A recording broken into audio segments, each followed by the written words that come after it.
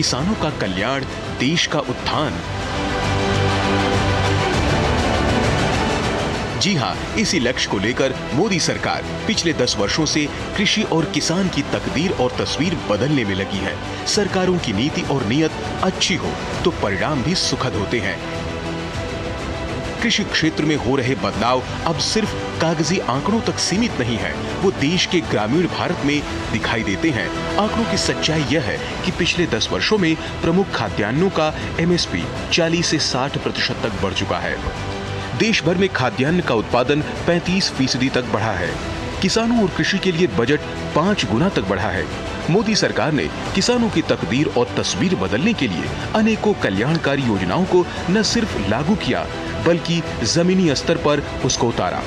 छोटे और सीमांत किसानों के लिए सस्ता और सुलभ ऋण उपलब्ध कराया जा रहा है।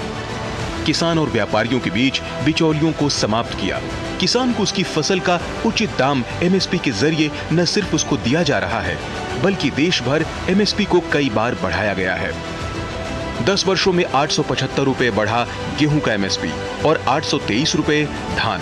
मोदी सरकार के कार्यकाल में खाद्यान्न उत्पादन में 35% वृद्धि। उत्पादकता बढ़ी है व कई योजनाओं के क्रियान्वयन से किसानों की आय में भी तेजी से वृद्धि हुई है। 2013-14 में केंद्र सरकार ने किसानों की स्थिति पर सर्वे कराया था। तब प्रत्येक किसान परिवार की औसत मासिक आय 6,426 रुपए थी। इसके आधार पर केंद्र ने कृषि मंत्रालय का बजट बढ़ाया, किसानों को नवीनतम तकनीक दी, जिसका असर हुआ कि 2018-19 में किसानों की आमदनी बढ़कर 10,218 रुपए हो गई। हमारे लिए किसान का कल्याण ही प्राथमिकता है। कांग्रेस की तुलना में खेती का बजट भाजपा ने 5 गुना बढ़ाया है। 5 गुना। धान हो, गेहूं हो, दलहन हो, तिलहन हो, हमने MSP भी कई गुना बढ़ाया और खरीद भी कई गुना अधिक की। कृषि क्षेत्र को प्राथमिकता का अंदाजा इसी बात से लगाया जा सकता है कि 2013-14 के 27,662 करोड़ रुपए के बजट को करीब 5 गुना बढ़ाकर वर्ष 2024-25 के अंतरिम बजट में 1.27 लाख करोड़ रुपए कर दिया गया।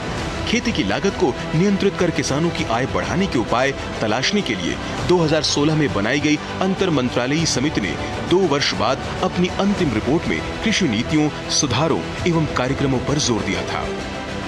पिछले 10 वर्षों में मंत्रालय का धनराशि उपयोग 70% से अधिक रहा है। मंत्रालय 2016-17 में आवंटित धन का 100% उपयोग करने में सक्षम था। PM किसान के कारण 2019-20 में मंत्रालय के आवंटन में 141% की वृद्धि हुई। 2023-24 में मंत्रालय का 48% आवंटन PM किसान के लिए है। आधुनिक टेक्नोलॉजी के उपयोग से छोटे किसानों को कैसे लाभ होता है, इसका एक उदाहरण PM किसान सम्मान निधि भी है। इस योजना के शुरू होने के बाद से 2 लाख करोड़ रुपए से ज्यादा सीधे किसानों के बैंक खातों में ट्रांसफर किए गए हैं। जब बीज लेने का समय होता है, जब खाद लेने का समय होता है, तो ये मदद किसान तक पहुंच जाती है। समग्र देश में जो नरेंद्र मोदी जी सरकार ने जो किसान सम्मान निधि शुरू किया है, तब से आज तक सब हम जो हफ्ता आता है वो अपने अकाउंट में जमा होता है और इससे हम किसानों को फायदा होता है कि जो कभी खाद या कभी बियारण लेने की ज़रूरत पड़ती है, तब ये हमें ज़रूरत से काम आता है। सरकार ने कृषि मार्केटिंग में सुधार और किसानों को लाभकारी मूल्य सुनिश्चित करने के लिए कई उपाय किए हैं। इनमें न्यूनतम समर्थन मूल्य पर कुछ फसलों की खरीद शामिल है। किसी मौसम के लिए MSP निर्धारित करने के लिए उत्पादन की लागत, मूल्य रुझान और उत्पादन लागत पर 50% मार्जिन सुनिश्चित करने जैसे कारकों का उपयोग किया जाता है। 2023-24 के लिए गेहूं की MSP 2,275 रुपए प्रति क्विंटल तय की गई है। गेहूं की साल भर की खेती की लागत 1,065 रुपए है। 2022-23 के लिए धान की MSP 2,183 रुपए प्रति क्विंटल तय की गई है और उसकी खेती की लागत 1,360 रुपए है। किसानों को उनकी मेहनत के बदले उपज की सही कीमत मिले, इसके लिए भी अनेक कदम उठाए गए। देश ने अपने रूरल मार्केट इंफ्रास्ट्रक्चर को मजबूत किया। हमने एमएसपी तो बढ़ाई है, साथ ही साथ रिकॉर्ड सरकारी खरीद केंद्र भी बनाए। हमारी सरकार द्वारा की गई उपज की खरीद ने पिछले कई दशकों के रिकॉर्ड तोड़ दिए हैं। एमएसपी में 4 गुना बढ़ोतरी हो गई है, जिससे हम अपनी फसल को बहुत अच्छी तरह से मार्केट में दे सकते हैं और अच्छा मुनाफा कमा सकते हैं। लास्ट 10 ईयर से अभी 2-3 गुना एमएसपी बढ़ गई है, तो हमारी आर्थिक परिस्थिति भी अच्छी हो रही है। अब पहले के ज़माने में व्यापारी हमसे जो दान लेता था वो मन भाव, उनके मन के हिसाब से भाव रखता था और हमारी आर्थिक परिस्थिति में वो सद्दर नहीं होने देता था। अब एमएसपी आ गई है तो हम आर्थिक स्तर से सद्दर हो रहे हैं और अच्छा रहनी करनी से रह रहे हैं। 2019 में शुरू की गई प्रधानमंत्री किसान मानधन योजना 2 हेक्टेयर तक की खेती योग्य भूमि वाले छोटे और सीमांत किसानों को पेंशन प्रदान करने के लिए एक केंद्रीय क्षेत्र की योजना है। पात्र लाभार्थी कम से कम 3,000 रुपए की मासिक पेंशन के हकदार हैं। नवंबर 2019 तक 18.8 लाख किसानों ने योजना के तहत पंजीकरण कराया है। 2023-24 में इस योजना को 2022-23 में 50 करोड़ रुपए के संशोधित अनुमान के मुकाबले 100 करोड़ रुपए आवंटित किए गए हैं। 2014-15 और 2021-22 के बीच देश में कुल गेहूं का उत्पादन लगातार 3% CAGR की दर से बढ़ रहा है। प्रधानमंत्री फसल बीमा योजना और पुनर्गठित मौसम आधारित फसल बीमा योजना को 2016 में शुरू किया गया था। इससे किसानों को बुआई से पहले से लेकर कटाई के बाद तक के ऐसे प्राकृतिक जोखिमों में होने वाले नुकसान की भरपाई के लिए फसल बीमा प्रदान किया जा रहा है। 2023-24 में इस योजना में किसानों के लिए 13,625 करोड़ रुपए आवंटित किए गए हैं, जो 2021-22 में किए गए वास्तविक व्यय से 0.5% अधिक है। 2022-23 में योजना के लिए 15,500 करोड़ रुपए का बजट रखा गया था। हमने 22 करोड़ सॉइल हेल्थ कार्ड किसानों को दिए और इस वैज्ञानिक अभियान के कारण एग्रीकल्चर प्रोडक्शन भी बढ़ा।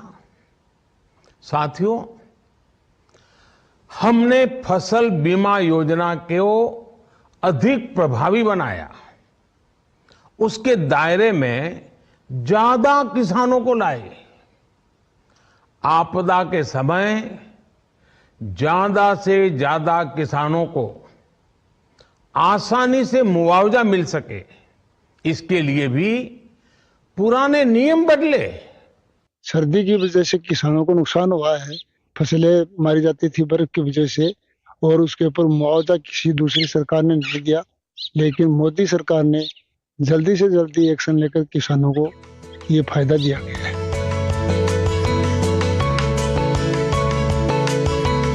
भारत में मोटा अनाज मुख्य रूप से एक खरीफ फसल है, जिसमें अन्य फसलों की तुलना में कम पानी और इनपुट्स की जरूरत होती है। 2021-22 में मोटे अनाज का कुल उत्पादन 107 मिलियन टन था, जबकि गेहूं का 118 मिलियन टन। प्रधानमंत्री नरेंद्र मोदी की पहल पर संयुक्त राष्ट्र महासभा ने मोटे अनाज के उत्पादन और खपत को बढ़ावा देने के लिए 2023 को मोटा अनाज वर्ष घोषित किया।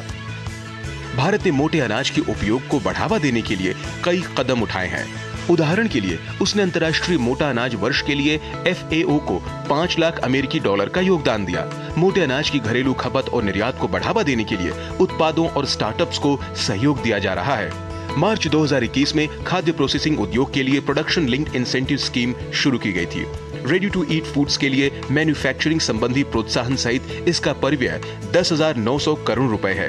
इन खाद्य पदार्थों में मोटा अनाज आधारित उत्पाद, समुद्री उत्पाद और प्रोसेस्ड फल और सब्जियां शामिल हैं। भारत में मिलेट्स या मोटे अनाज को अब श्री अन्न की पहचान दी गई है। श्री अन्न यानी देश के छोटे किसानों की समृद्धि का द्वार। श्री अन्न यानी देश के करोड़ों लोगों के पोषण का कर्णधार।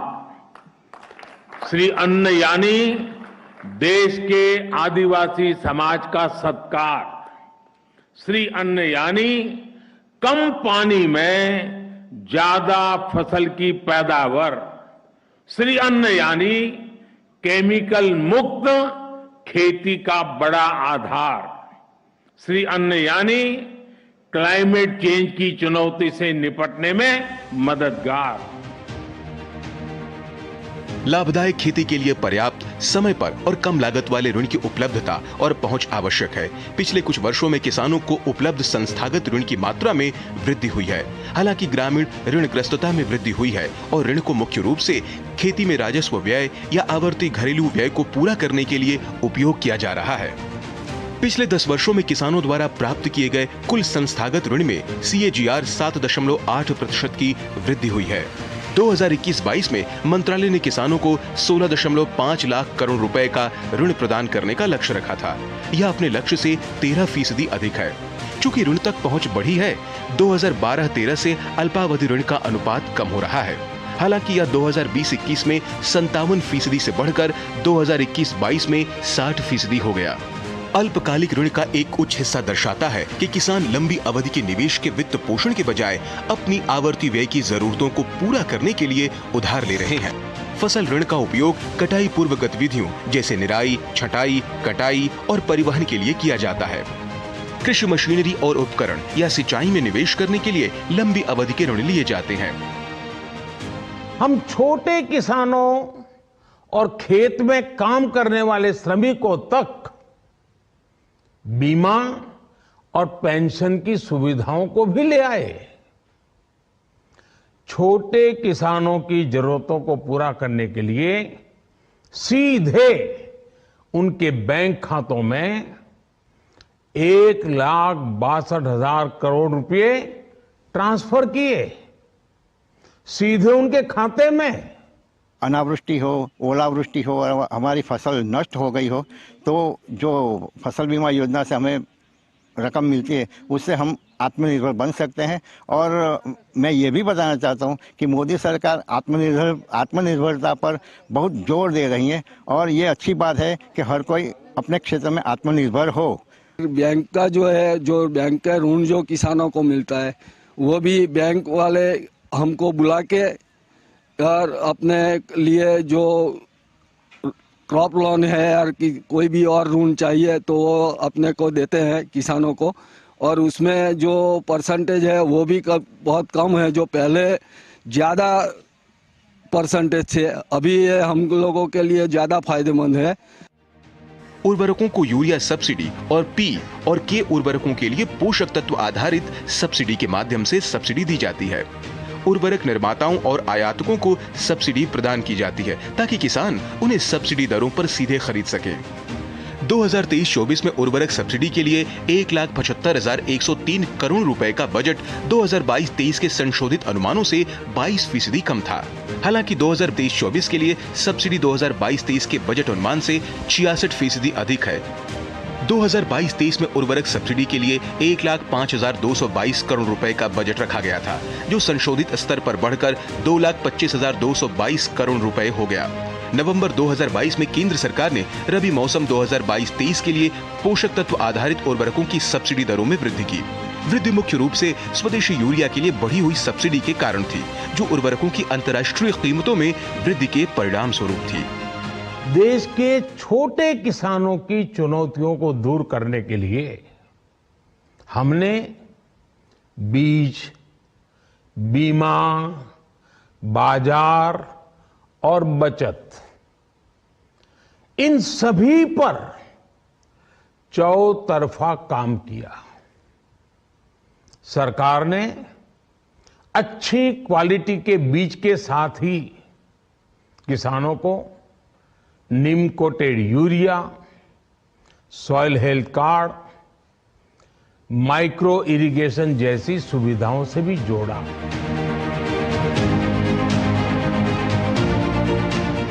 मृदा परीक्षण व्यवस्था पर राष्ट्रीय उत्पादकता परिषद के एक अध्ययन के अनुसार मृदा स्वास्थ्य कार्ड के सुझावों के आधार पर उर्वरकों के सूक्ष्म पोषक तत्वों का उपयोग करने से फसल की उपज में 8 से 10% की बचत और कुल मिलाकर 5 से 6% की वृद्धि हुई है। मृदा स्वास्थ्य कार्ड योजना किसानों को मिट्टी की गुणवत्ता के बारे में जानकारी प्रदान करने के लिए 2015 में शुरू की गई थी। कार्ड किसानों को मिट्टी के स्वास्थ्य और उर्वरता में सुधार के लिए उपयुक्त पोषक तत्वों की खुराक पर सुझाव प्रदान करते हैं। किसान की आय को बढ़ाने के लिए एक के बाद एक अनेक कदम उठाए गए हैं। मिट्टी की जांच से लेकर सैकड़ों नए बीज तैयार करने तक, पीएम किसान सम्मान निधि से लेकर लागत का 1.5 गुना एमएसपी करने तक, सिंचाई के सशक्त नेटवर्क से लेकर किसान रेल तक अनेक कदम उठाए। सिंचाई के तहत क्षेत्र के कवरेज को बढ़ाने के लिए प्रधानमंत्री कृषि सिंचाई योजना 2015 में शुरू की गई थी। मंत्रालय ने सूक्ष्म सिंचाई और दूसरे पहल के जरिए जल दक्षता को बढ़ाने के लिए 2021-22 तक प्रति बूंद अधिक फसल घटक को लागू किया। 2022-23 के लिए योजना का घटक राष्ट्रीय कृषि विकास योजना के तहत जारी है, जो कि किसान कल्याण की एक अम्ब्रेला योजना है। 2013 से 2021 के बीच 60 लाख हेक्टेयर क्षेत्र को सूक्ष्म सिंचाई के तहत कवर किया गया है।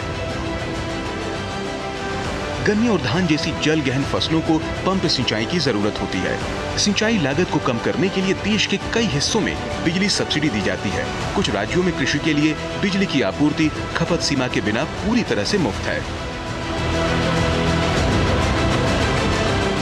किसानों को उनकी उपज हेतु लाभकारी मूल्य प्रदान करने के लिए राष्ट्रीय कृषि बाजार योजना 2015 में शुरू की गई थी। ई-नैम की परिकल्पना कृषि वस्तुओं के लिए एक एकीकृत बाजार बनाने के लिए एक राष्ट्रीय व्यापार पोर्टल के रूप में की गई है।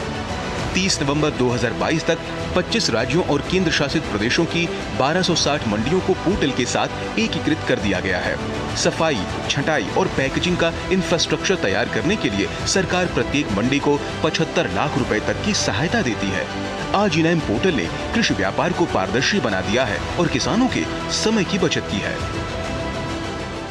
देश की 1000 से ज्यादा मंडियों को ई-नाम योजना से जोड़कर हमने किसानों को कहीं पर भी अपनी उपज बेचने का एक प्लेटफॉर्म दिया और इसके साथ ही देश भर की कृषि मंडियों के आधुनिकीकरण पर भी हमने करोड़ों रुपए खर्च किए।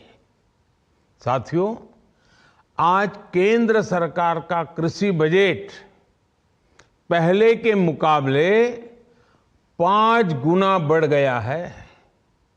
हर वर्ष 1.25 लाख करोड़ रुपए से अधिक कृषि पर खर्च किए जा रहे हैं।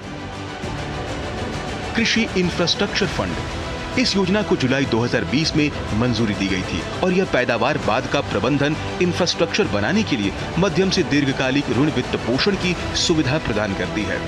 फंड का आकार 1 लाख करोड़ रुपए है और 2 करोड़ रुपए तक के ऋण पर 3% तक का वार्षिक ब्याज अनुदान प्राप्त होगा। इस योजना को 2023-24 में 500 करोड़ रुपए आवंटित किए गए हैं, जो 2022-23 के संशोधित अनुमान से 233% अधिक है। 2022-23 में भी इस योजना के लिए 500 करोड़ रुपए आवंटित किए गए थे। जनवरी 2023 तक फंड में 59,144 पंजीकृत लाभार्थी हैं।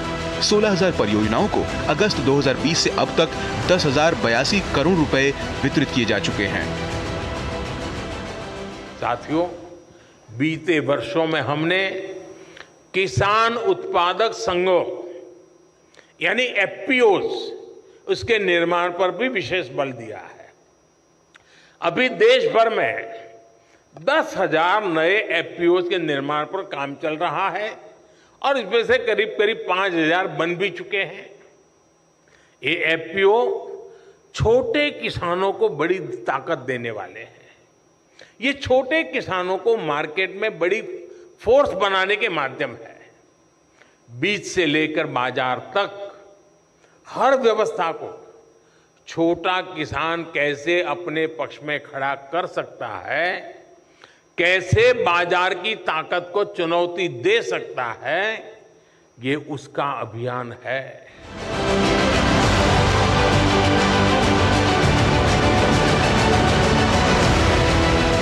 तो ये मोदी सरकार की वो तमाम प्रयास हैं जिसमें कृषि और किसान को मजबूत बनाने के लिए मोदी सरकार ने अपना खजाना देश के अन्नदाताओं के लिए खोल दिया।